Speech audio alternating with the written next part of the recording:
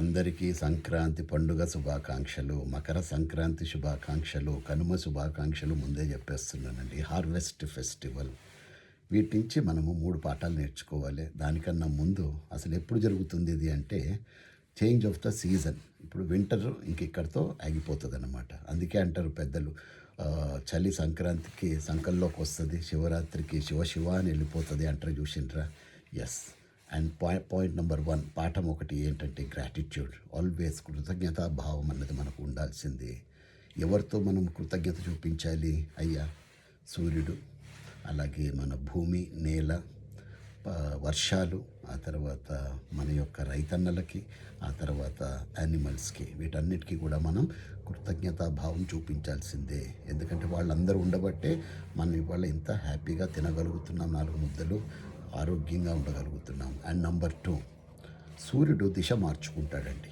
సంక్రాంతికి సూర్యుడి యొక్క దిశ మారిపోతుంది. జీవితంలో ఏం పాఠం నేర్పిస్తుంది?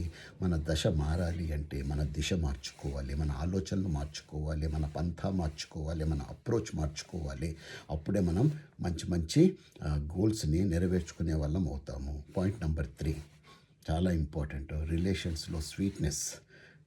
పండక్కి చూసిండ్రా, ఎక్కడెక్కడోళ్ళు కూడా, పట్టణాల్లో సెటిల్ అయిన వాళ్ళు కూడా, ఉద్యోగాలు చేస్తున్న వాళ్ళు కూడా, విదేశాల్లో ఉన్న వాళ్ళు కూడా వీలైనంత వరకు అయ్యా వాళ్ళ ఊళ్ళకి వెళ్ళిపోతూ ఉంటారు. ముఖ్యంగా పల్లెటూళ్ళకి. ఓకే, ఎందుకు అంటే అందరూ కలిసి కట్టుగా ఎంజాయ్ చేయాలని. ఇది ఏం నేర్పిస్తుంది? ప్రేమ, అభిమానము, గౌరవము, సంతోషము, ఇవన్నీ కూడా నేర్పిస్తుంది. చుట్టాలందరూ కూడా కలిసి కట్టుగా ఉండాలి, అన్కండిషనల్గా ఒకరినొకరు సపోర్ట్ చేసుకోవాలి, ప్రేమించుకోవాలి అన్న అద్భుతమైన పాఠం ఈ యొక్క పండగ మనకు నేర్పిస్తుంది. కాబట్టి మిత్రులారా, పండగని ఏదో చేసుకోవడం అన్నది కాకుండా ఈ 3 పాఠాలు నేర్చుకొని, number 1 gratitude, number 2 change in our thought process, and number 3 lovely relationships. ఈ 3 గన మనం మెయింటైన్ చేశాము అంటే పండుగకి మనం న్యాయం చేసిన వాళ్ళం అవుతాము.